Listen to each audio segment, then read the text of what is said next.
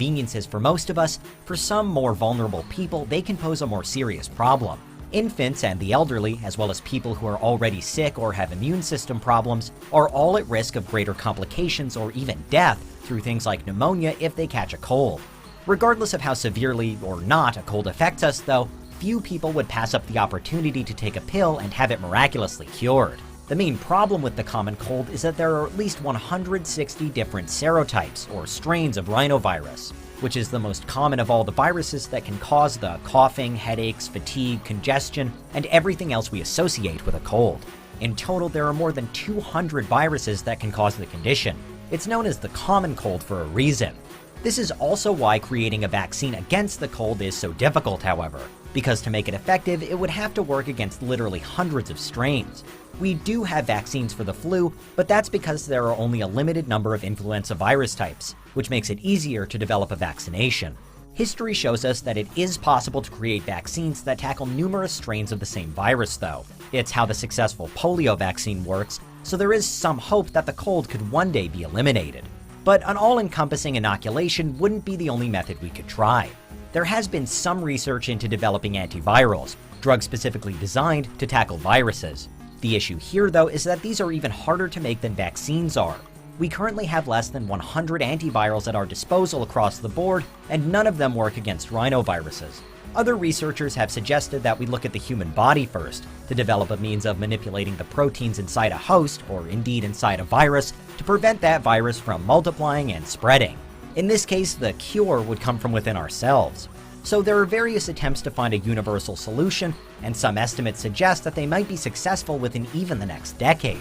But inventing the cure would only be one part of the puzzle. Administering it effectively would be another issue. If we were to go down the antiviral route with our cure, we'd eventually have to deal with the virus becoming immune to the drugs. Antivirals work in much the same way as antibiotics do, and in recent years, overuse of antibiotics has become a major problem. Antibiotics are no longer used to treat a range of infections, particularly those that will clear up on their own, because bacteria are becoming resistant to them.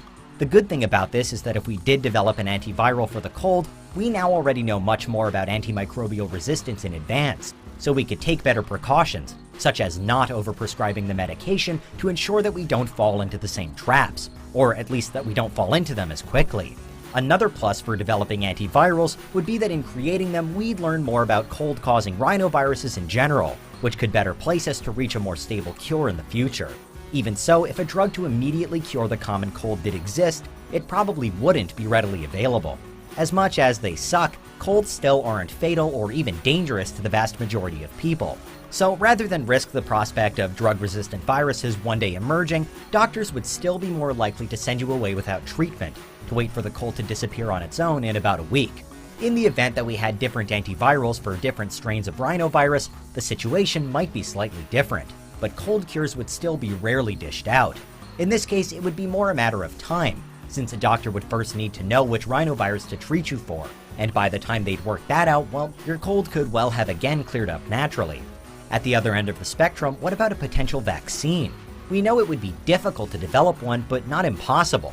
And if a vaccine did exist, then it really could spell the end for the common cold, from low-level runny noses up to potentially dangerous bouts of illness.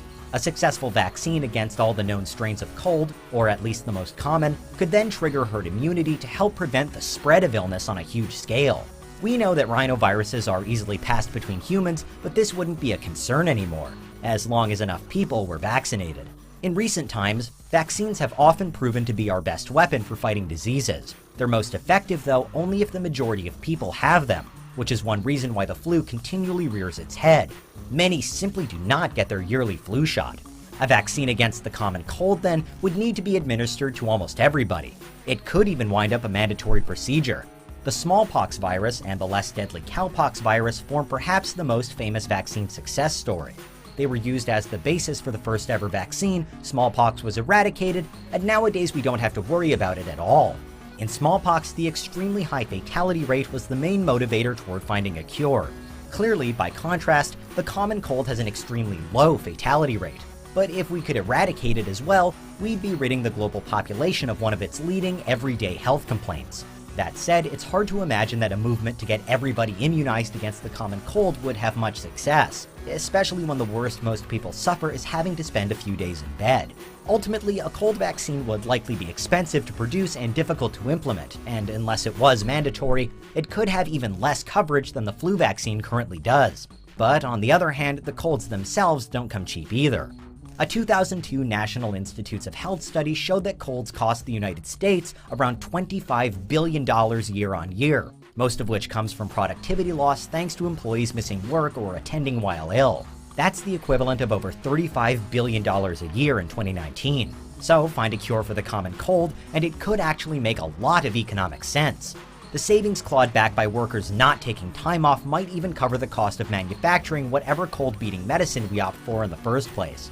Plus, with a universal cure in place, we'd no longer need to produce the various cold medicines of today, all of which only alleviate the symptoms, which is more money saved. Unless, of course, you work for a drug company, many of which would actually be operating at a loss in a world without the common cold. Were we to solve this particular health problem, then it really could have a dramatic wider impact on society. For now, the common cold isn't a huge threat. Yes, some are more vulnerable to it than others, and it can develop into more serious conditions, but for the most part, getting a cold means feeling not your best for just a few days. If a cold cure did exist, then it might not necessarily be readily available, and it might not even be in our best interest to take it. Were a vaccine to be developed, then it could take years for its effects to truly take hold. In day-to-day life, though, a world without colds would mostly mean a balance between two things: far less coughing and sneezing, but also far fewer sick days. And that's what would happen if we cured the common cold.